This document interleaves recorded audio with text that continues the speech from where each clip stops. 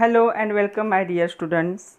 I am Rushali ma'am from VM Academy classes Nashik. हम देख रहे हैं 12th साइंस का केमिस्ट्री, देख रहे हैं चैप्टर नंबर 4 केमिकल थर्मोडायनेमिक्स. आज है लेक्चर नंबर 11. आज के लेक्चर में हमें देखने हैं स्पॉन्टेनियस इरिवर्सिबल प्रोसेस. तो स्पॉन्टेनियस या फिर इरिवर्सिबल प्रोसेसेस क्या होते हैं, उसके बहुत सारे एग्जाम्पल हमें आज के लेक्चर में डिस्कस करने हैं. तो चलो स्टार्ट करते हैं. स्पॉन्टेनियस और irreversible processes with VM academy Nashik. तो जो आज के लेक्चर में हमें देखना है स्पॉन्टेनियस प्रोसेस या इसे इरिवर्सिबल प्रोसेस भी कहा जाता है. तो इस पर क्वेश्चन आता है व्हाट इज स्पॉन्टेनियस प्रोसेस. तो स्पॉन्टेनियस प्रोसेस होंगे क्या. तो ऐसे प्रोसेस इन शॉर्ट याद रखना है, अपने आप होने वाले जो प्रोसेसेस होते हैं जिनको किसी भी एक्सटर्नल फोर्स या प्रेशर या इन्फ्लुएंस की ज़रूरत नहीं पड़ती, वो प्रोसेस क्या होते हैं, स्पॉन्टेनियस प्रोसेस होते. तो डिफाइन कैसे करोगे, the processes which have natural tendency to occur and do not require any external influence for their occurrence are the spontaneous process. ऐसी प्रोसेसेस जिनकी टेंडेंसी होती है वो नेचुरली अपने आप होती है और उन प्रोसेस को कंप्लीट करने के लिए किसी भी एक्सटर्नल इन्फ्लुएंस की ज़रूरत नहीं पड़ती, उनको क्या कहा जाएगा, स्पॉन्टेनियस प्रोसेस कहा जाएगा. तो स्पॉन्टेनियस प्रोसेस के अगर एग्जांपल देखा जाए तो NaOH जब भी HCl के साथ रिएक्ट होता है तो स्पॉन्टेनियस प्रोसेस ही है. NaOH प्लस HCl ये दोनों रिएक्ट होके NaCl फॉर्म करेंगे और यहाँ पे H2O लिक्विड क्या होगा, कन्वर्ट होगा. तो ये एक एग्जाम्पल है स्पॉन्टेनियस प्रोसेस का. तो यहाँ पे कोई भी एक्सटर्नल फोर्स या एक्सटर्नल एनर्जी की ज़रूरत नहीं है. ये प्रोसेस स्टेप बाय स्टेप, ये प्रोसेस क्या है, अपने आप होती है. ओके, अपने आप ऑकर होगी. और कब स्टॉप होगी ये प्रोसेस, जब पूरी तरह से NaOH और HCl ख़त्म हो जाएंगे और पूरी तरह से ये प्रोडक्ट फॉर्म हो जाएगा. मतलब ये प्रोसेस रिवर्स हो सकते हैं क्या, नो. इसलिए इनको क्या कहा जाता है, इरिवर्सिबल प्रोसेस भी कहा जाता है. ओके, तो इसी पे एक क्वेश्चन है, give reason exothermicity of reaction is not sufficient criteria to decide the spontaneity. तो एक्सोथर्मिक नेचर ही एक प्रॉपर्टी नहीं है जो क्या है, नेचर बताएगी किसी भी रिएक्शन का कि वो रिएक्शन क्या है, उस स्पॉन्टेनियस है या फिर नॉन स्पॉन्टेनियस है. उससे पहले ये समझ लो कि ऐसी प्रोसेस जो नेचुरली होगी, नेचुरली ऑकर होगी, उसे कंप्लीट करने के लिए किसी भी एक्सटर्नल इन्फ्लुएंस या एनर्जी की ज़रूरत नहीं पड़ती, वो क्या होती है, स्पॉन्टेनियस प्रोसेस. ये हो गया उसका एग्जाम्पल.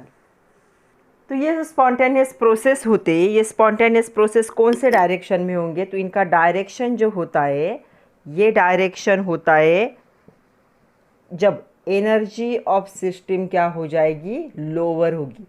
किसी भी सिस्टम की एनर्जी जब लोअर होती है तब उस डायरेक्शन में स्पॉन्टेनियस रिएक्शन होते. मतलब ये के रिएक्शन क्या करेंगे, they release the energy. Energy को ये क्या करेंगे, रिलीज करेंगे. एनर्जी को एब्जॉर्ब नहीं किया जाएगा, एनर्जी को रिलीज किया जाएगा. जैसे हमने देखा कि NaOH और HCl के रिएक्शन में क्या हो रहा था, ये रिएक्शन एक्सोथर्मिक थी. क्या लिखा था हमने, NaOH plus HCl formation of NaCl plus H2, ये रिएक्शन हो रही थी. और यहाँ पे जो डेल्टा RH0 था वो कितना था, -57 किलो जूल था. तो ये जो रिएक्शन है, माइनस साइन कब आता है, लास्ट लेक्चर में हमने देखा था, लास्ट टू लास्ट लेक्चर, कब आता है, जब रिएक्शन क्या होती है, एक्सोथर्मिक होती है. ओके, तो ये एक्सोथर्मिक रिएक्शन होगी और ये क्या होगी, स्पॉन्टेनियस होगी. तो ये क्या है, स्पॉन्टेनियस प्रोसेस है, अपने आप होने वाली प्रोसेस है. तो यहाँ से हमें ये मिला. एक और रिएक्शन देखो, दूसरी मैं यहाँ पे ऊपर लिख रही हूँ, वो रिएक्शन दो कंडीशन है, मतलब दोनों कंडीशन को अच्छे से समझ लो कि जो आइस मेल्ट होता है स्पॉन्टेनियसली मेल्ट होगा एट 0 डिग्री सेल्सियस. कैसे, हीट को एब्जॉर्ब करेगा फ्रॉम द सराउंडिंग, तो ये क्या होगा, एंडोथर्मिक होगा. या फिर जो NaCl होता है, NaCl किसी भी एक्वियस में अगर आप NaCl सॉलिड को डाल देते हो जैसे वाटर में, तो ये क्या करेगा, Na plus plus Cl minus ion को रिलीज करेगा. और यहाँ पे जो डेल्टा RH0 होता है वो होता है +3.9 किलो जूल, इतना होता है. ओके, ये रिएक्शन प्लस साइन है, मतलब कौन सी है, एंडोथर्मिक रिएक्शन है। ओके, एंडोथर्मिक रिएक्शन है और ये क्या कर रही है, ये रिएक्शन भी क्या हो रही है, अपने आप हो रही है। तो ये क्या है, एंडोथर्मिक है, ये भी क्या है, स्पॉन्टेनियस है। तो मतलब हम ये क्राइटेरिया नहीं लगा सकते कि अगर रिएक्शन एंडोथर्मिक है या एक्सोथर्मिक है तब स्पॉन्टेनियस है या नॉन स्पॉन्टेनियस। यहाँ पे एक्सोथर्मिक थी फिर भी स्पॉन्टेनियस थी, यहाँ पे एंडोथर्मिक है फिर भी स्पॉन्टेनियस है। तो यहाँ से ये क्लियर होता है कि एक्सोथर्मिसिटी, जो एक्सोथर्मिक नेचर है, it is not sufficient to decide the spontaneous behaviour of any reaction. और भी फैक्टर है जो स्पॉन्टेनियस है रिएक्शन या नहीं ये बताते हैं। हमें लगता है कि अगर एक्सोथर्मिक है तो स्पॉन्टेनियस होगी, एंडोथर्मिक है तो नॉन स्पॉन्टेनियस। ऐसा नहीं, यही एक फैक्टर नहीं है कि जो स्पॉन्टेनिटी किसी रिएक्शन का डिसाइड करेगा। इसके साथ और भी फैक्टर है, उनको भी देखना ज़रूरी है। अभी हमारे सामने एक स्टेटमेंट है, entropy of substance increases at it passes from solid to liquid to gas. Solid से लिक्विड में और लिक्विड से गैस में जब पास होता है कोई भी सब्सटेंस, तो उसका एंट्रोपी क्या होता है, सब्सटेंस का इंक्रीज होता है। हमें इसे विद एग्जांपल बताना है। तो आइस क्या होगा, सॉलिड फॉर्म में, मतलब पार्टिकल क्या होंगे, they are tightly held together. हम सॉलिड स्टेट देख चुके हैं, हमें पता है सॉलिड में ऐसी कंडीशन। जब H2O डिजॉल्व होता है लिक्विड में तो कंडीशन कैसे होगी, थोड़ा सा पार्टिकल में क्या हो जाएगा, स्पेस होगा। और जब ये वेपर फॉर्म में होगा, मतलब गैसियस फॉर्म में, तो ऐसा रैंडम अरेंजमेंट होगा पार्टिकल का। ओके, तो ये आइस है, ये क्या है, लिक्विड फॉर्म में है, और ये क्या है, कौन सी स्टेट है, ये गैसियस स्टेट है वाटर की। ओके, तो ये तीनों देखो। तो यहाँ पे देखो इंक्रीजिंग डिसऑर्डर है, यहाँ पे हाईली ऑर्डर स्टेट, यहाँ पे देखो हाईली ऑर्डर्ड है, यहाँ पे थोड़ा सा डिसऑर्डर हो गया है पार्टिकल का, जो होगा पार्टिकल का अरेंजमेंट, यहाँ पे हाईली डिसऑर्डर हो गया है, कहीं पे भी रैंडम हो गया है, मतलब तीनों स्टेज में। तो हम क्या कह सकते हैं, in solid state water molecule in ice are arranged in definite order. तो देखो डेफिनाइट ऑर्डर में, क्यों, सॉलिड है इसलिए, तो यहाँ पे मैं सॉलिड ये लिख देती हूँ। तो and when ice melt that highly crystallise arrangement जो होगी मोलिक्यूल की, वो कोलैप्स होंगी। ये देखो ये मोलिक्यूल की अरेंजमेंट क्या हो गई, कोलैप्स हो गई। Molecule becomes free in liquid state, तो ये क्या है, फ्री हो जाते। तो यहाँ पे जो ऑर्डर, यहाँ पे जो एकदम अच्छे से ऑर्डर थी, ये क्या हो गई, यहाँ पे डिसऑर्डर हो गई। और when liquid is vaporise into gaseous state, तो यहाँ पे मोलिक्यूल तो फ्री हो गए, रैंडम अरेंजमेंट हो गई मोलिक्यूल की। तो यहाँ पे जो डिसऑर्डर हो रहा है, ये हाईली डिसऑर्डर हो रहा है। तो ये डिसऑर्डर हमने यहाँ पे इस डायग्रामेटिकली दिखाया। तो मेल्टिंग जब भी होता है तब क्या होता है, आइस, और जब भी वेपोराइजेशन होगा मतलब लिक्विड, ये क्या होगा, उनका जो ऑर्डर होता है मोलिक्यूल का, ये रैंडमनेस इंक्रीज होता है, डिसऑर्डर होता है। और इसी डिसऑर्डर जो या रैंडम जो होता है, इसे क्यों होता है, बिकॉज ऑफ एंट्रोपी। तो ये एंट्रोपी की वजह से होता है, और एंट्रोपी को हम डिनोट करते हैं with help of capital S. तो एंट्रोपी को एस से क्या किया जाता है, डिनोट किया जाता है। Greater the disorder larger the entropy, जितना डिसऑर्डर ज़्यादा होगा पार्टिकल का, उतना एंट्रोपी की वैल्यू क्या होगी, हाइयर होगी। तो जो मेल्टिंग आइस है या वेपोराइजेशन ऑफ लिक्विड है या डिसऑर्डर इंक्रीज हो रहा है, तो एंट्रोपी सब्सटेंस का क्या होगा, यहाँ पे इंक्रीज होगा। तो ये क्या होगे, जैसे ही कोई भी सब्सटेंस सॉलिड स्टेट से लिक्विड में या लिक्विड से गैस में चला जाता है, तो उसका एंट्रोपी क्या होता है, चेंज होता है। तो इसका डेल्टा एस क्या हो जाता है, 0 से हाइयर होगा, क्योंकि ये ज़्यादा हो जाएगा। क्यों हो रहा है, because of arrangement of the particles. चलो अभी हमें एक एग्जांपल देखना है, dissolution of solid I2 in water. तो इसे हम डिटेल में जानते। तो डिसोल्यूशन मतलब I2 को आपको डिसॉल्व करना है। तो सॉलिड आयोडीन डिसॉल्व हो जाएगा वाटर में, तो I2 मोलिक्यूल क्या होने लगेंगे, मूव होने लगेंगे रैंडमली। तो यहाँ पे जो डिसऑर्डर है वो क्या होगा, इंक्रीज होगा। तो सिस्टम का एंट्रोपी क्या होगा, इंक्रीज होगा। डेल्टा एस क्या होगा, यहाँ पे पॉजिटिव होगा ड्यू टू डिसोल्यूशन प्रोसेस। तो क्या हो गया, I2 जो है हमने सॉलिड स्टेट में लिया, इसमें थोड़ा सा एक्वियस मतलब वाटर ऐड कर दिया, तो यहाँ पे I2 कौन से फॉर्म में चला गया, एक्वियस, डिसॉल्व हो गया पानी में। तो यहाँ पे जो डेल्टा एस की वैल्यू होगी, एंट्रोपी चेंज, ये वैल्यू क्या होगी, पॉजिटिव होगी। क्यों, देखो यहाँ पे जैसे डिसोल्यूशन बढ़ा जो पार्टिकल का डिसऑर्डर है वो भी इंक्रीज हुआ। जितना डिसऑर्डर इंक्रीज हुआ, जितना रैंडम अरेंजमेंट हुआ, उतना एंट्रोपी चेंज हुआ। जितना एंट्रोपी चेंज होगा उतना पॉजिटिव वैल्यू क्या होगा, इसका इंक्रीज होगा। यहाँ पे एंट्रोपी कम था, यहाँ पे ज़्यादा था। मतलब अगर हम S1 देखें और S2 देखें तो S2 माइनस S1 क्या होता है, डेल्टा S होता है। अगर इसकी वैल्यू ज़्यादा बढ़ गई है तो ये क्या आएगा, ये तो पॉजिटिव आएगा। तो यहाँ पे डेल्टा S की वैल्यू क्या हो जाएगी, पॉजिटिव होगी। तो यहाँ पे सॉलिड स्टेट था, ऑर्डर स्टेट है, यहाँ पे लिक्विड स्टेट है, इसलिए ये डिसऑर्डर स्टेट है, इसलिए डेल्टा S क्या हो गया, यहाँ पे पॉजिटिव हो गया। दूसरा एग्जांपल हम देखते हैं, dissolution of H2। H2 molecule क्या हो रहा है, यहाँ पे एटम में कन्वर्ट हो रहा है। तो क्या होगा यहाँ पे, देखो दूसरे एग्जांपल में। तो यहाँ पे क्या हो रहा है, ये जो H2 है ये कौन से फॉर्म में, गैस फॉर्म में, ये ट्वाइस ऑफ H एटम के फॉर्म में, सिंगुलर फॉर्म में क्या हो रहा है, कन्वर्ट हो रहा है। यहाँ पे डेल्टा S क्या हो जाएगा, पॉजिटिव होगा, एंट्रोपी चेंज। क्यों, देखो 1 mole of H2 is converted into 2 mole of atom. 1 मोल 2 मोल में क्या हो गए, कन्वर्ट हो गए। Large disorder is associated with the separate. तो ये सेपरेट, यहाँ पे देखो ये बॉन्डिंग में थे, अभी ये दोनों सेपरेट है ना, एक दूसरे से इनका कोई लेना देना नहीं है। तो यहाँ पे डिसऑर्डर क्या होगी, बढ़ जाएगी। डिसऑर्डर बढ़ेगी तो सिस्टम का एंट्रोपी भी क्या होगा, इंक्रीज होगा। अगर सिस्टम का एंट्रोपी इंक्रीज होता है तो डेल्टा S की वैल्यू क्या हो जाएगी, पॉजिटिव होगी। मतलब यहाँ पे दोनों जॉइन थे तो ये क्या थे, एक स्पेसिफिक ऑर्डर थी, यहाँ पे दोनों सेपरेट हो गए तो उनका डिसऑर्डर बढ़ गया। तो डिसऑर्डर बढ़ गया तो डेल्टा S की वैल्यू क्या हो गई, यहाँ पे भी पॉजिटिव हो गई।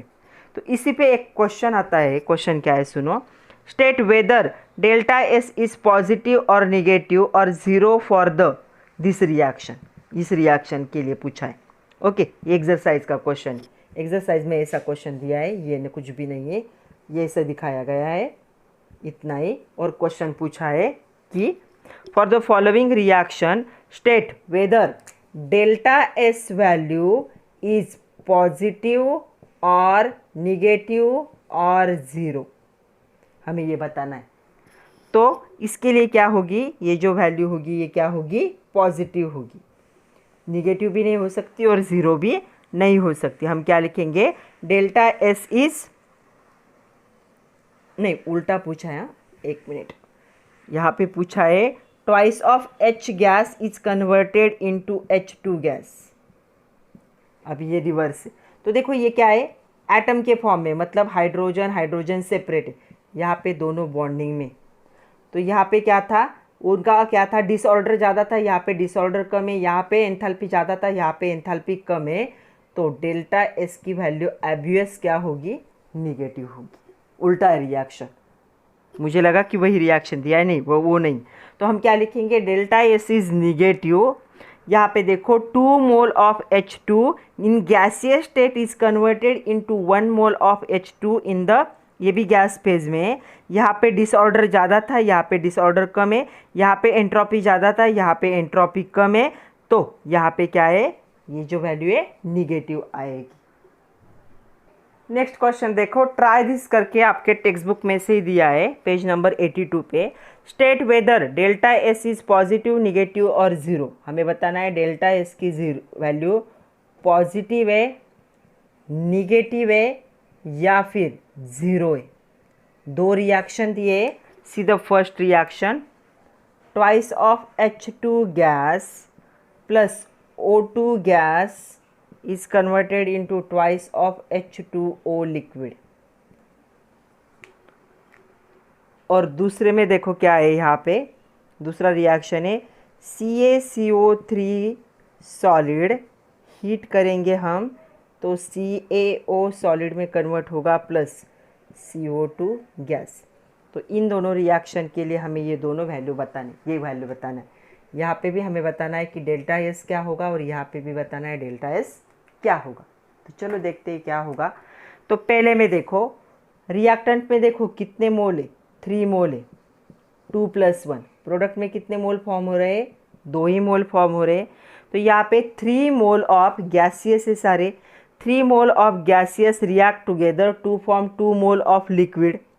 तो यहाँ पे क्या है, ये क्या थे, सेपरेट थे, गैसियस स्टेज में थे, तो इनका पार्टिकल का डिस्टेंस ज़्यादा था। लिक्विड में क्या हो जाता है, थोड़ा सा डिस्टेंस कम हो जाता है। तो यहाँ पे एंट्रोपी ज़्यादा था, यहाँ पे एंट्रोपी डिक्रीज हो गया, तो यहाँ पे वैल्यू क्या हो जाएगी, निगेटिव। ये एंट्रोपी ज़्यादा है, ये कम है, तो आंसर क्या होगा, देखो इससे इन दोनों की, इसको एंट्रोपी को हम S1 कहेंगे, इसे हम S2 कहेंगे। अगर ये वैल्यू ज़्यादा है और ये वैल्यू कम है, ओके, तो S2 माइनस S1 क्या होगा, निगेटिव ही आएगा ना। तो इससे ये क्या है, निगेटिव है। या फिर याद रखो, ये गैसेस फेज में ज़्यादा सेपरेटेड है, एंट्रोपी ज़्यादा है, ये क्या है, लिक्विड फेज में है, तो यहाँ पे क्या है, डिसऑर्डर गैसेस से थोड़ा कम है, तो ये क्या है, इसका एंट्रोपी कम होगा, तो निगेटिव वैल्यू। यहाँ पे देखो, यहाँ पे क्या हो रहा है, CaCO3 ये सॉलिड स्टेट में कितना मोल है, 1 मोल। ये क्या कर रहा है, 1 मोल सॉलिड फॉर्म कर रहा है और 1 मोल क्या कर रहा है, गैस फॉर्म कर रहा है। मतलब यहाँ पे क्या होगा, यहाँ पे एंट्रोपी कम था, क्यों, क्योंकि ये एसोसिएटेड है सॉलिड, यहाँ पे ये सॉलिड में लेकिन ये गैस में, तो यहाँ पे वैल्यू क्या हो जाएगी, पॉजिटिव होगी, क्योंकि ये पार्टिकल ज़्यादा सेपरेटेड हो गए, एंट्रोपी ज़्यादा होगा, तो एंट्रोपी चेंज क्या होगा, रिएक्शन का पॉजिटिव आएगा। नेक्स्ट देखो, एंट्रोपी। एंट्रोपी को डेल्टा एस से डिनोट करते हैं। व्हाट इज एंट्रोपी, क्वेश्चन आता है व्हाट इज एंट्रोपी, एक्सरसाइज में भी क्वेश्चन है what is entropy, give its unit.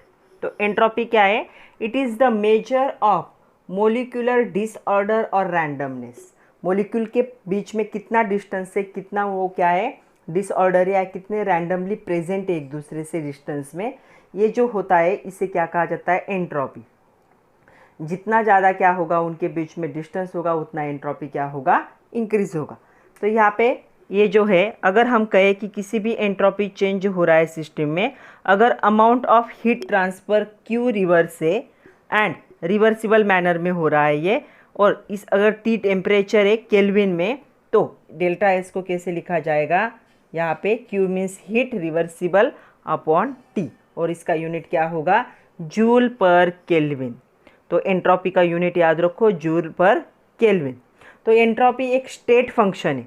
ये स्टेट फंक्शन है, किस पे डिपेंड होता है, इनिशियल और फाइनल स्टेट पे डिपेंड होता है, सिस्टम के पाथ पे डिपेंड नहीं होता, इसलिए ये भी क्या है, एक स्टेट फंक्शन है। तो डेफिनेशन, फार्मूला और यूनिट को याद रखो, और ये भी याद रखो कि स्टेट फंक्शन है। तो जो एंट्रोपी का चेंज होता है, जिसे हम डेल्टा एस कहते हैं, it is related to the reciprocal to temperature. तो अभी हमने देखा ये क्या था, Q रिवर्सिबल अपॉन क्या था, टेम्परेचर, ऐसा हमने फार्मूला देखा। Okay, at which the heat is added, तो हमें इसे एक्सप्लेन करना है, जितनी हीट ऐड करोगे ये डेल्टा एस क्या होगा, टेम्परेचर का रेसिप्रोकल होगा। तो जैसे आप सिस्टम में हीट ऐड करते हो, जो मोशन होगा पार्टिकल का इंक्रीज, सपोज पहले पार्टिकल ऐसे प्रेजेंट थे, ओके, आपने इससे क्या किया, पार्टिकल को हीट किया, तो हीट करने की वजह से पार्टिकल क्या होने लगे, मूव होने लगे, ओके, और हीट किया आपने, पार्टिकल और ज़्यादा क्या होने लगे, मूव होने लगे, रैंडम अरेंजमेंट हो गई उनकी। तो ये क्यों हुआ, हीट की वजह से हुआ। तो हम क्या कहेंगे, when heat is added to the system, किसी भी सिस्टम में हीट जब ऐड करते हो, मोलिकुलर मोशन इंक्रीज, तो ये मोलिक्यूल क्या हो जाएंगे, इनका मोशन इंक्रीज होगा। क्यों, क्योंकि इनकी काइनेटिक एनर्जी इंक्रीज हो रही है हीट की वजह से। तो यहाँ पे जो इफेक्टिवनेस होगा एडिशन ऑफ हीट का, इंक्रीज द रैंडमनेस, तो रैंडमनेस क्या हो रहा है, यहाँ पे टेम्परेचर की वजह से इंक्रीज हो रहा है। मतलब ये जो पार्टिकल का रैंडमनेस होगा, ये किस पे डिपेंड होगा, टेम्परेचर पे डिपेंड होगा। इसीलिए ये जो होता है, ये क्या होगा, ये डेल्टा आर हीट के क्या होगा, प्रपोर्शन में होगा। तो हीट के डायरेक्ट जितना हीट दोगे उतना क्या होगा, पार्टिकल का क्या होगा, मोशन बढ़ेगा, पार्टिकल का रैंडमनेस इंक्रीज होगा, उतना क्या है, यहाँ पे एंट्रोपी की वैल्यू क्या होगी, इंक्रीज होगी। ओके, तो ये जो इफेक्टिवनेस है हीट का, ये इंक्रीज होगा, रैंडमनेस किस पे डिपेंड होगा, टेम्परेचर पे। तो certain amount of heat is added to system at high temperature, then disorder causes. तो यहाँ पे अगर हाई टेम्परेचर में आप हीट ऐड करते हो, तो यहाँ पे क्या हो जाएगा, इसका कॉज क्या होगा, यहाँ पे जो डिसऑर्डर है वो क्या हो जाएगा, लेस होगा। तो adding the same amount of heat at the lower temperature, तो लो टेम्परेचर में हीट ऐड करोगे तो रैंडमनेस इंक्रीज होगा। हाई टेम्परेचर में हीट ऐड करोगे तो जो रैंडमनेस है वो क्या होगा, डिक्रीज। मतलब heat low temperature randomness increase होगा तो डेल्टा एस भी इंक्रीज होगा। Heat high temperature randomness less होगा तो डेल्टा एस की वैल्यू क्या होगी, डिक्रीज। इसलिए इसको ऐसे लिखा जाता है, the entropy change is the directly proportional to heat and inversely proportional to temperature. कभी कभी ऐसा भी क्वेश्चन आता है, explain giving example, increase in entropy of system alone does not guarantee the spontaneity of process. तो जो entropy change हो रहा है, एंट्रोपी इंक्रीज हो रहा है, ये भी स्पॉन्टेनिटी को गारंटीड नहीं बताएगा कि रिएक्शन स्पॉन्टेनियस है या नहीं। तो देखो एक एग्जांपल देते, तो जो एंट्रोपी इंक्रीज होगा when ice melted above 0 degree Celsius and water vaporise above the 100 degree Celsius. तो दोनों कंडीशन क्या होंगे, स्पॉन्टेनियस। मतलब पहला एग्जाम्पल है यहाँ पे कि वाटर क्या हो रहा है, आइस, मतलब आइस ही लिख देती हूँ। आइस क्या होगा, वाटर में कन्वर्ट होगा 0 डिग्री सेल्सियस में, और वाटर 100 डिग्री सेल्सियस में क्या होगा, गैस में कन्वर्ट होगा। तो ये स्पॉन्टेनियस रिएक्शन है। दूसरा एग्जांपल देखो, ये रिएक्शन कंसिडर करो, हाइड्रोजन पेरोक्साइड लिक्विड फॉर्म में H2 और O2 में कन्वर्ट हो रहा है। यहाँ पे देखो ये जो डेल्टा एस की वैल्यू है ये क्या है, पॉजिटिव है। तो यहाँ पे एंट्रोपी जो सिस्टम का इंक्रीज हो रहा है और एंड स्पॉन्टेनियस रिएक्शन है ये एट रूम टेम्परेचर। ये भी एक स्पॉन्टेनियस रिएक्शन है, रूम टेम्परेचर पे एंट्रोपी क्या हो रहा है, इंक्रीज हो रहा है। और एक एग्जांपल कंसिडर करो, twice of H2 gas plus O2 कौन से फॉर्म में, गैस फॉर्म में। यहाँ पे ट्वाइस ऑफ H2O वाटर का फॉर्मेशन हो रहा है, और यहाँ पे डेल्टा एस की वैल्यू कितनी है, -327 जूल पर केल्विन। तो ये इस रिएक्शन में क्या हो रहा है, इस रिएक्शन में एंट्रोपी सिस्टम का क्या हो रहा है, डिक्रीज हो रहा है, निगेटिव साइन है, फिर भी ये रिएक्शन स्पॉन्टेनियस है। मतलब ये जो वैल्यू को साइन है, इंक्रीज होता है या डिक्रीज होता है, ये डिसाइड नहीं करेगा स्पॉन्टेनिटी ऑफ रिएक्शन। यहाँ पे देखो एंट्रोपी इंक्रीज हो रहा है फिर भी रिएक्शन स्पॉन्टेनियस है, यहाँ पे एंट्रोपी डिक्रीज हो रहा है फिर भी रिएक्शन स्पॉन्टेनियस है। मतलब जो चेंज इन एंट्रोपी है या एंट्रोपी है, ये भी कोई ऐसी स्पेसिफिक या गारंटेड नहीं है कि ये बताएगा हमें कि स्पॉन्टेनिटी ऑफ रिएक्शन। तो स्पॉन्टेनिटी ऑफ रिएक्शन को कौन डिसाइड करता है, वही तो हमें देखना है कौन डिसाइड करता है। तो स्पॉन्टेनिटी को डिसाइड करने के लिए हमें देखना पड़ेगा second law of thermodynamics in terms of entropy. उसके साथ साथ हमें देखना पड़ेगा गिब्स एनर्जी, और गिब्स एनर्जी का और यहाँ पे एंट्रोपी का क्या रिलेशन है। तो ये दोनों क्या करेंगे, डिसाइड करेंगे कि रिएक्शन स्पॉन्टेनियस है या नहीं। तो चलो क्या है second law of thermodynamics in terms of entropy. Question आता है state second law of thermodynamics in terms of entropy. आपके एक्सरसाइज में भी क्वेश्चन है, 2 मार्क के लिए आ सकता है। तो क्या है, it states that total entropy of system. तो सिस्टम की जो टोटल एंट्रोपी होगी, जिससे हम कह सकते हैं ऐसे डेल्टा एस टोटल, ये क्या होगा, ये होगा entropy of system and its surrounding increase in the spontaneous process. तो क्या होगा, ये भी इसका सराउंडिंग क्या होगा, इंक्रीज होगा। मतलब यहाँ पे ये होगा delta S of system, system का जो भी क्या होगा एंट्रोपी होगा, plus delta S of surrounding. Surrounding और सिस्टम 2 चीज़ें होते हम देख चुके, और ये क्या होगा 0 से कम होगा, 0 से ज़्यादा होगा। तो इसे क्या कहा जाता है, second law of thermodynamics in terms of entropy. क्या है law, total entropy of system and surrounding increase the spontaneous process. तो टोटल जो होगा सिस्टम का जो टोटल एंट्रोपी होगा और सराउंडिंग का टोटल एंट्रोपी होगा, ये क्या बन जाएगा, पूरे सिस्टम का क्या होगा, टोटल एंट्रोपी चेंज होगा। तो इसे क्या कहा जाता है, सेकंड लॉ ऑफ थर्मोडायनेमिक्स। तो क्या लिखेंगे हम, second law of thermodynamics states that total entropy of system and its surrounding increases in a spontaneous process. तो क्या है, एंट्रोपी भी सिस्टम का भी और सराउंडिंग का भी क्या होगा, इंक्रीज होगा स्पॉन्टेनियस प्रोसेस में। मतलब स्पॉन्टेनियस प्रोसेस होगी तो सिस्टम का भी क्या होगा, यहाँ पे एंट्रोपी इंक्रीज होगा और सराउंडिंग का भी एंट्रोपी क्या होगा, इंक्रीज होगा। ऑब्वियस क्या होगा, 0 से ज़्यादा होगा।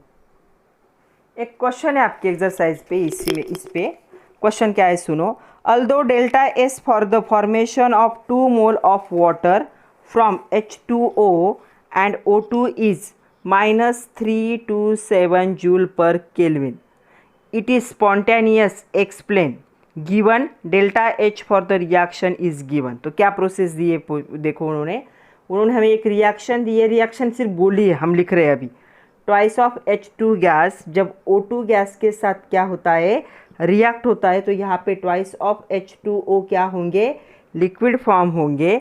ओके, और इस रिएक्शन के लिए उन्होंने क्या प्रोवाइड किया है, 2 moles of delta S provide किया है। इस रिएक्शन का कितना है, -327 जूल पर केल्विन, इतना दिया है। ओके, ये रिएक्शन क्या है उन्होंने बताई है, रिएक्शन क्या है, स्पॉन्टेनियस है। तो रिएक्शन स्पॉन्टेनियस है, और क्या दिया है, डेल्टा एच दिया है रिएक्शन के लिए -527 किलो जूल। डेल्टा एच भी प्रोवाइड किया है। ये क्या होता है, एंथैल्पी ऑफ रिएक्शन। हमें क्या करना है, इसे एक्सप्लेन करना है कि ऐसा क्यों, कि डेल्टा एस की वैल्यू निगेटिव है, डेल्टा एच की वैल्यू निगेटिव है, फिर भी ये रिएक्शन स्पॉन्टेनियस क्यों है। तो देखो क्या होगा, according to the spontaneous process के लिए क्या होना चाहिए, डेल्टा एस टोटल जो है according to second law of thermodynamics is equal to delta S system plus delta S surrounding. ये क्या होना चाहिए, 0 से ज़्यादा होना चाहिए। ओके, यहाँ पे देखो 2 मोल क्या हो रहे हैं H2 के, 1 मोल O2 के साथ कंबाइन होके यहाँ पे 2 मोल लिक्विड फॉर्म कर रहे हैं। ओके, तो 572 किलो जूल हीट क्या हो रही है, यहाँ पे रिलीज हो रही है। इतना निगेटिव साइन का मीनिंग क्या होता है, रिलीज होना। इतनी हीट क्या हो रही है, रिलीज हो रही है। तो इस हीट को कौन कैप्चर कर रहा है, कौन एक्सेप्ट कर रहा है, तो इस हीट को कौन एब्जॉर्ब करेगा, सराउंडिंग क्या करेगा, एब्जॉर्ब करेगा। तो डेल्टा एस सराउंडिंग का अगर हम निकालेंगे तो क्या होता है, Q रिवर्सिबल अपॉन क्या होता है, T होता है। Q कितना है, 572, ये जूल है तो किलो जूल है तो जूल में कन्वर्ट करना पड़ेगा, कितना हो जाएगा, 10⁻3, ये हो गया जूल। और टेम्परेचर कितना होता है नॉर्मल, 298 केल्विन, इतना होता है। ये देखो, ये क्या है, सिस्टम ने जो हीट रिलीज की, देखो ऐसी सिस्टम थी, इसने हीट रिलीज की कितनी, -527, तो सराउंडिंग ने उसे गेन किया तो उसके पास कितनी आई, +27। तो वही सराउंडिंग का हम निकाल रहे हैं, तो इसे प्लस साइन आएगा क्योंकि सिस्टम ने रिलीज की और सराउंडिंग ने एब्जॉर्ब की। ये किलो जूल में था, हमने 1000 से मल्टीप्लाई करके उसे जूल में कन्वर्ट कर दिया। तो इसका आंसर हमें कितना मिलेगा, +1919 जूल पर केल्विन, इतना मिला। ओके, अभी हमारे पास ये फॉर्मूला है, हमारे पास ये वैल्यू भी है। तो चलो वैल्यू को पुट करके देखते हैं क्या हो जाएगा। देखो डेल्टा एस टोटल कितना हो जाएगा, सिस्टम का उन्होंने कितना दिया था, ये देखो ये दिया हुआ है -327, और हमने ये निकाला, ये कितना है 1919। तो इसका आंसर कितना आ रहा है, +1592 जूल पर केल्विन, इतना इसका आंसर आ रहा है। तो यहाँ पे जो एस टोटल है ये क्या है, 0 से बड़ी है, ये 0 से बड़ी वैल्यू है ना, पॉजिटिव साइन है, तो हम कह सकते हैं डेल्टा एस टोटल, मैं यहाँ पे लिख रही हूँ, अलग कलर से लिखती हूँ। तो यहाँ पे क्या हो रहा है, डेल्टा एस टोटल, ये क्या हो रहा है, ये कितना है, +1592 जूल पर केल्विन, ये 0 से बड़ा है, इसलिए रिएक्शन क्या है, स्पॉन्टेनियस है। ओके, ऐसे न्यूमेरिकल हमें सॉल्व करने, तो यहाँ पे इसे समझ लो।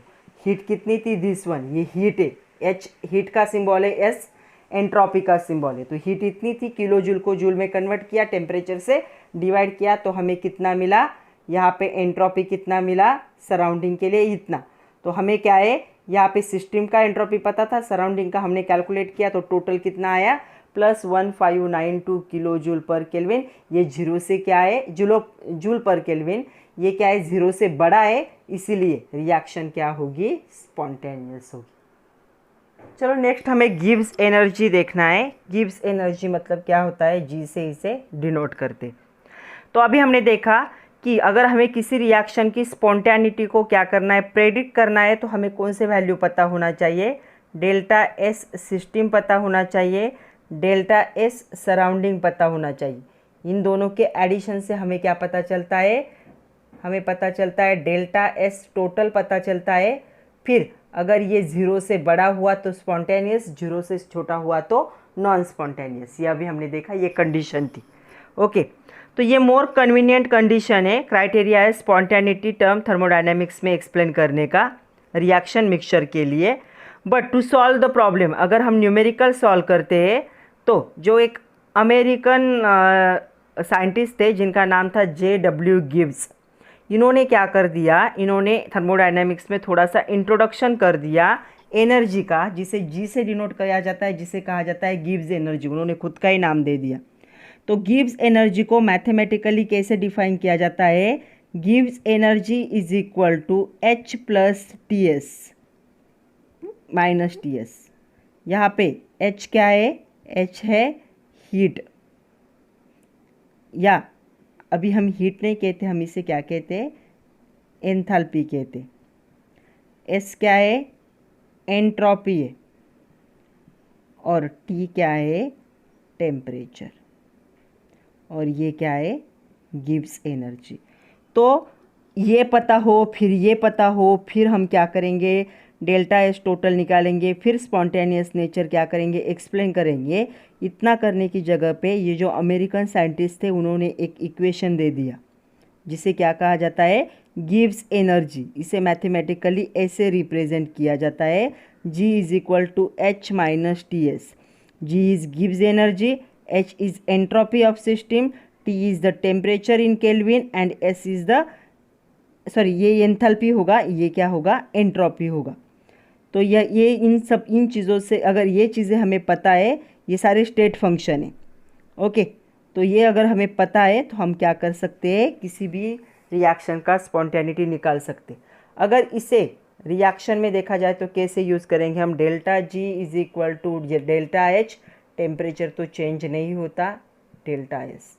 तो हमें गिव्स एनर्जी का ये फॉर्मूला क्या करना है, यूज़ करना है टू कैलकुलेट द न्यूमेरिकल। तो चेंज इन गिव्स energy at constant temperature constant pressure is given by this equation, delta G is equal to delta H minus T delta S. G क्या होगा, गिव्स एनर्जी चेंज, एच क्या होगा, entropy change, T is the temperature, delta H is the enthalpy change, और ये क्या होगा, entropy change होगा। तो डेल्टा एच क्या है, एंथैल्पी, और डेल्टा एस एंट्रोपी चेंज। तो ये फार्मूला हम यूज़ कर सकते। अभी इसी पे एक क्वेश्चन है, क्वेश्चन क्या है वो देखो, इसके क्वेश्चन बहुत इंपॉर्टेंट है। क्वेश्चन क्या है देखो, एक क्वेश्चन है, what is the relation between delta G and delta S total. इसके बीच में हमें क्या रिलेशन फाइंड आउट करना है, इन दोनों के बीच में क्या रिलेशन होगा।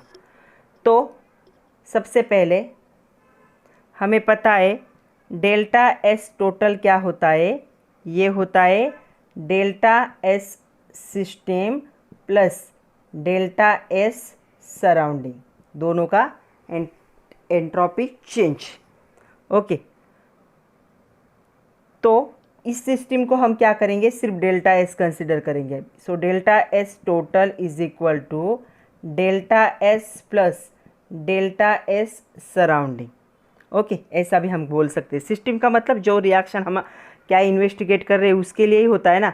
According to second law of thermodynamics, delta S total जो होता है स्पॉन्टेनियस रिएक्शन के लिए हमेशा 0 से क्या होता है, बड़ा होता है। ओके, तो ये पर डेल्टा एच एंथैल्पी चेंज क्या होगा, अकॉर्डिंग टू द रिएक्शन जो सिस्टम का होगा, एंट्रोपी चेंज सराउंडिंग, ये क्या बन जाएगा, माइनस डेल्टा एच। तो हम क्या लिखेंगे, हम लिख सकते हैं डेल्टा एस सराउंडिंग ये क्या होता है, डेल्टा एच अपॉन टी होता है। ओके, तो अभी हम क्या करेंगे,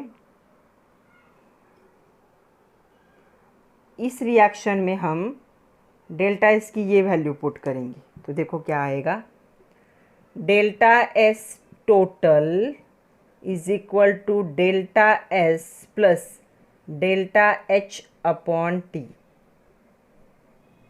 ओके, ये वैल्यू क्या की हमने यहाँ पे पुट की, बट ये वैल्यू क्या है यहाँ पे, ये अगर 0 से क्या है बड़ा है तो ये वैल्यू निगेटिव होगी, तो ये यहाँ पे क्या आएगा, निगेटिव आएगा, तो ये निगेटिव हो गया।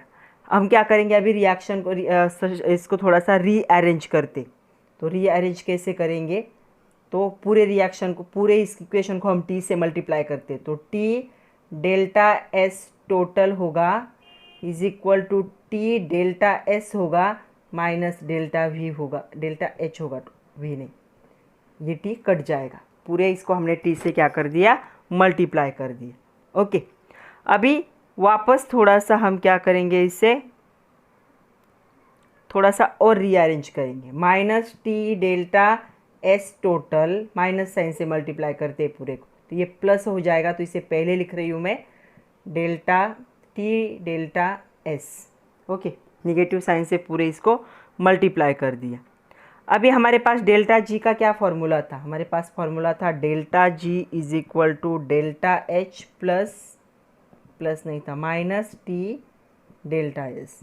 तो देखो ये दोनों इक्वल हो गए, मतलब delta G is equal to क्या होता है, माइनस टी एच टोटल। तो ये इन दोनों के बीच का क्या है, रिलेशन।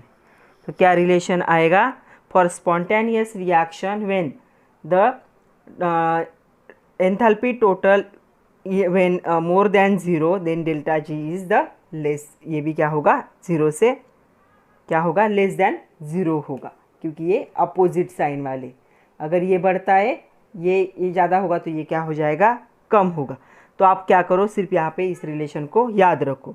तो हम कह सकते हैं constant temperature pressure gives energy of any system decreases in spontaneous process. तो गिव्स एनर्जी क्या होगी, डिक्रीज होगी फॉर स्पॉन्टेनियस प्रोसेस। ओके, तो अभी तक हमने जो सेकंड लॉ है थर्मोडायनेमिक्स का, उसके हिसाब से देखा कि ऐसी कंडीशन होगी, अगर ये कंडीशन है तो रिएक्शन क्या होती है, स्पॉन्टेनियस होती है, जब डेल्टा एस टोटल क्या होगा, 0 से ज़्यादा। अगर ये कंडीशन होगी तो क्या हो जाएगी, नॉन स्पॉन्टेनियस, और ये कंडीशन होगी तो रिएक्शन क्या होगी, इक्विलिब्रियम पे होगी, मतलब ना ही स्पॉन्टेनियस, रिवर्सिबल हो जाएगी। ओके, इसके साथ साथ अभी हमने जब क्या किया, गिब्स एनर्जी को देखा, तो इसके साथ हम क्या क्या जोड़ सकते हैं, अभी मैं जो जोड़ना है, मतलब सेम कंडीशन के लिए यहाँ पे पहले कंडीशन में क्या हो जाएगा, डेल्टा जी लेस देन 0, दूसरे कंडीशन में डेल्टा जी मोर देन 0, और तीसरे कंडीशन में delta G is equal to 0। तो ये सेम रहेंगे, तो ये कहीं तो भी नोट डाउन कर लो, ये स्पॉन्टेनियस रिएक्शन के कंडीशन है। ओके, तो second law of thermodynamics and the Gibbs energy of thermodynamics से हमें ये मिलता है, ये ऐसी वैल्यू हुई तो स्पॉन्टेनियस, ऐसी वैल्यू हुई तो नॉन स्पॉन्टेनियस। जब दोनों वैल्यू 0 होते हैं तो रिएक्शन कौन से स्टेज में होगी, इक्विलिब्रियम के स्टेज में होगी। चलो कुछ क्वेश्चन एक्सरसाइज के करते। If entropy change of reaction is delta H, how will you calculate entropy change of surrounding. तो delta S surrounding is equal to minus delta H upon T, ये formula use करके हम क्या कर सकते हैं, कैलकुलेट कर सकते। अगर डेल्टा एच क्या है, यहाँ पे ये दिया है एंथैल्पी चेंज, ओके, किसी भी रिएक्शन के लिए, और ये क्या है उसका एंट्रोपी चेंज, किसके लिए, ये सराउंडिंग के लिए।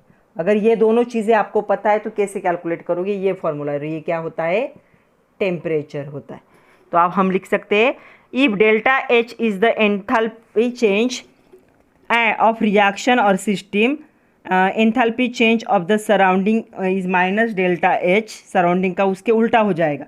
अगर सिस्टम का डेल्टा एच है तो सराउंडिंग का क्या हो जाएगा, उसके अपोजिट माइनस डेल्टा एच। तो ये सराउंडिंग का है, तो माइनस डेल्टा एच, और इसे कैलकुलेट करने के लिए हम ये एक्सप्रेशन क्या कर सकते हैं, यूज़ कर सकते।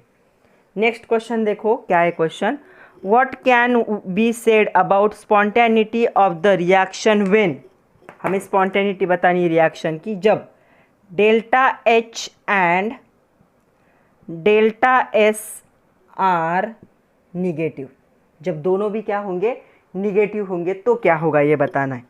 तो चलो क्या होगा, when delta S and delta H both negative, जो डेल्टा जी हो जाएगा वो भी क्या होगा, निगेटिव आएगा।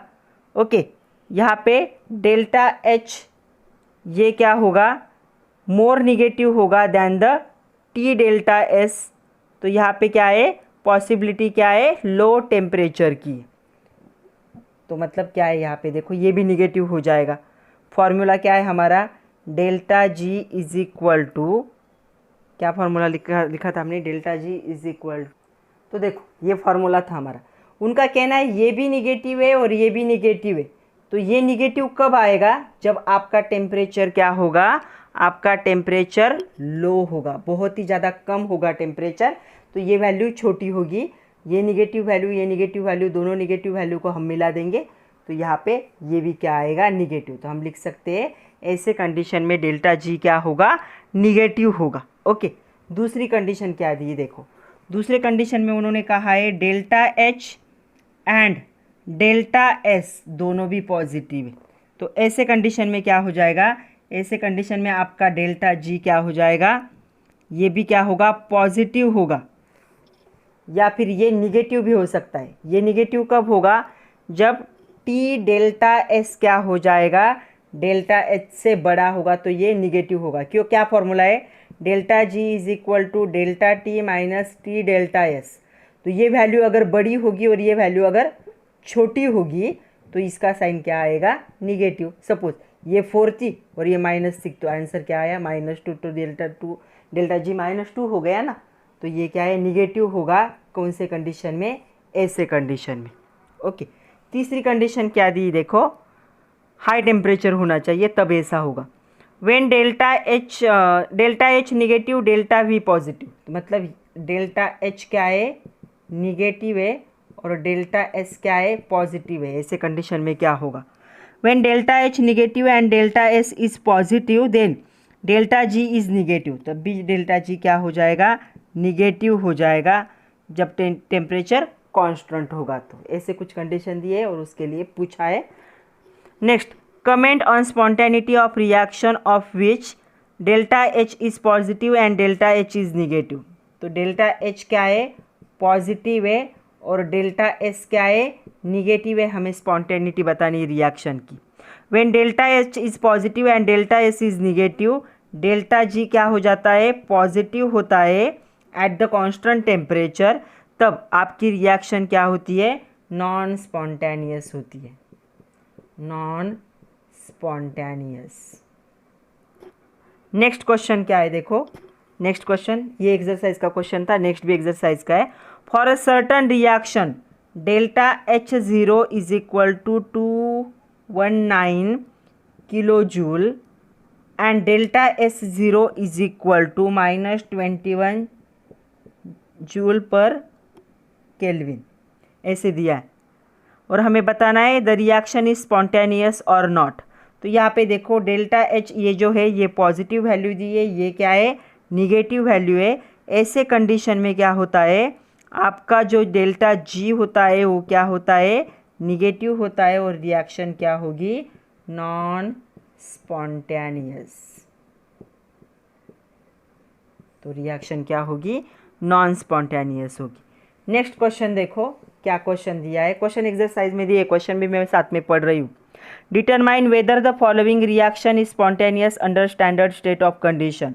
तो रिएक्शन दी है ट्वाइस ऑफ H2O लिक्विड, उसके साथ रिएक्शन हो रही है O2 गैस की, यहाँ पे फॉर्म हो रहा है ट्वाइस ऑफ H2O2 लिक्विड, यहाँ पे डेल्टा H0 दिया है 196 किलो जूल, डेल्टा S0 यहाँ पे दिया है -126 जूल पर केल्विन। तो देखो ये वैल्यू पॉजिटिव है, ये वैल्यू निगेटिव है, आपका डेल्टा G क्या हो जाएगा, यहाँ पे ये निगेटिव होगा और रिएक्शन क्या होगी, नॉन स्पॉन्टेनियस, मतलब ये रिएक्शन कभी भी रिवर्स नहीं हो सकती। नेक्स्ट और एक क्वेश्चन है, क्या क्वेश्चन है देखो, how will you calculate equilibrium temperature from delta H and delta S। तो इक्विलिब्रियम टेम्परेचर हम कैलकुलेट कर सकते हैं, क्या फॉर्मूला है, गिब्स की एनर्जी का, delta G is equal to delta H minus T delta S। Okay, अगर हमने डेल्टा G को 0 कंसिडर किया तो क्या हो जाएगा, 0 is equal to delta H minus T delta S। तो क्या हो जाएगा, T is equal to delta H by delta S। तो ऐसे हम क्या कर सकते हैं, टेम्परेचर को कैलकुलेट कर सकते हैं। तो क्या होगा, temperature at T is the temperature at which change over from the spontaneous to non spontaneous behaviour occur. तो चेंज तभी दिखेगा जब non spontaneous reaction non spontaneous behaviour दिखाएगी तब। तो ये क्या हो गया उसका रिलेशन। लास्ट क्वेश्चन देखो, हमें रिलेशन देखना है डेल्टा G0 और इक्विलिब्रियम कांस्टेंट का। तो इक्विलिब्रियम कांस्टेंट क्या होता है, उसे हम के कहते हैं इक्विलिब्रियम कांस्टेंट को। तो क्या है हमारे पास, delta G is equal to delta G0 plus RT ln Q। Okay, तो ये क्या है, गिब्स चेंज का केमिकल इक्वेशन लिख सकते हैं, जहाँ पे डेल्टा G0 क्या है, ये स्टैंडर्ड गिव एनर्जी चेंज है। ओके, उसके बाद डेल्टा G क्या है, गिव्स एनर्जी चेंज है। तो यहाँ पे क्या है, ये क्या होगा, रिएक्टेंट और प्रोडक्ट का क्या होगा, डिफरेंस होगा। रिएक्टेंट से प्रोडक्ट में जब कन्वर्ट होता है तब गिव्स एनर्जी का जो चेंज होगा वो। यहाँ पे Q क्या है, Q is called as the reaction coordinate कहा जाता है इसे। ओके, तो ये हमारे पास है। तो चलो एक रिएक्शन कंसिडर करते हैं, A plus A B plus B is converted into C plus C D plus D, ऐसी रिएक्शन है। ओके, तो हमें क्या करना है, इस यहाँ पे क्या करने है, वैल्यू पुट करने हैं अभी। तो क्या वैल्यू हो जाएंगे देखो, delta G is equal to delta G0 plus RT ln Q of C। Okay, और यहाँ पे Q ऑफ क्या लिख सकते हो, P भी लिख सकते हो, प्रोडक्ट। तो यहाँ पे क्या हो जाएगा, delta G0 plus RT ln, यहाँ पे हमें प्रोडक्ट लिखना है, प्रोडक्ट अपॉन रिएक्टेंट होता है ना, तो यहाँ पे A का स्क्वायर A, B का स्क्वायर B। ओके, तो यहाँ पे प्रेशर क्या होगा, कांस्टेंट होगा। तो यहाँ पे हम ऐसा भी लिख सकते, delta G0 plus RT ln, ये देख चुके हम इसमें केमिकल इक्विलिब्रियम में, PD रेस टू D, यहाँ पे C है, यहाँ पे D है, upon PA raise to A PB raise to B। Okay, हम ऐसा भी लिख सकते हैं प्रेशर के फॉर्म में। उसके बाद अगर हमारा डेल्टा G0 ये क्या है, 0 है, QC QP becomes KC KP हो गया, तो हमें क्या मिलेगा, equation 0 is equal to delta G0 क्या है, डेल्टा G क्या है, 0 ऐसा कंसिडर करना है, क्या होगा, plus RT ln of KC या KP भी लिख सकते हो। ओके, तो इसे हमें क्या करना है, अभी कन्वर्ट करना है। तो delta G0 is equal to -2.303 RT log to the base 10 of KC, या फिर KP भी लिख सकते हो।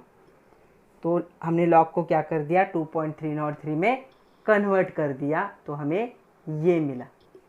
और हमने इसे इस साइड में कन्वर्ट कर दिया तो माइनस साइन। तो ये फॉर्मूला हमें यूज़ करना है। तो ये क्या है, एक्सप्रेशन है, relation between delta G0 and equilibrium constant. Equilibrium constant को हम K से डिनोट करते। तो आज के लिए इतना ही था बच्चों। ये चैप्टर यहाँ पे क्या है, मतलब थियरी ख़त्म होती है, एक ही लेक्चर के न्यूमेरिकल है, वो नेक्स्ट लेक्चर में हम देखेंगे। तब तक के लिए पढ़ते रहिए, नोट्स बनाइए। All the best and thank you very much.